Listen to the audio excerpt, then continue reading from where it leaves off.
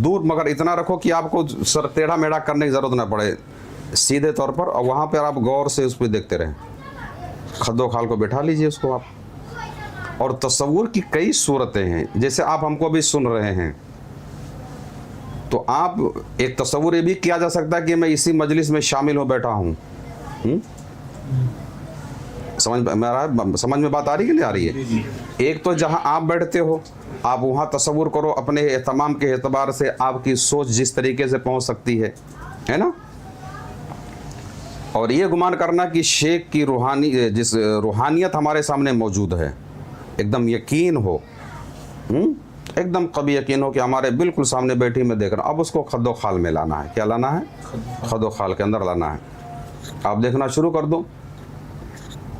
और अगर तसव्वुर नहीं जम पा रहा तो उसके लिए सबसे पहले कम से कम 11 सांसें गहराई इसके साथ पास अनफास कर लें।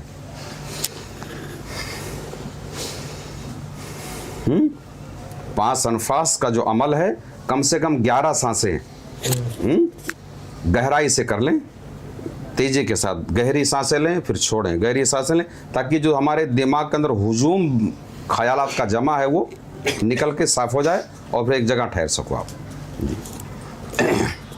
अगला सवाल है, लिखते हैं कि आपने कहा था मखदूमी चिराग रोशन करने से पहले हरा कपड़ा रखकर उस पर चिराग को रखें, तो हरे कपड़ा रखने का क्या रूहानी मकसद है, इस बारे में बताइएगा।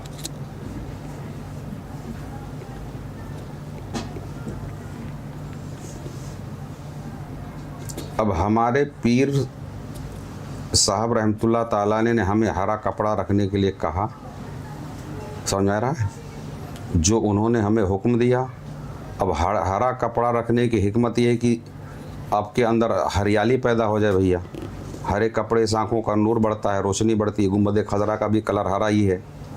हजरत खजर अलैहिस्सलाम का लिबास भी हरा। इस पर हम वो बनाने जाएंगे तो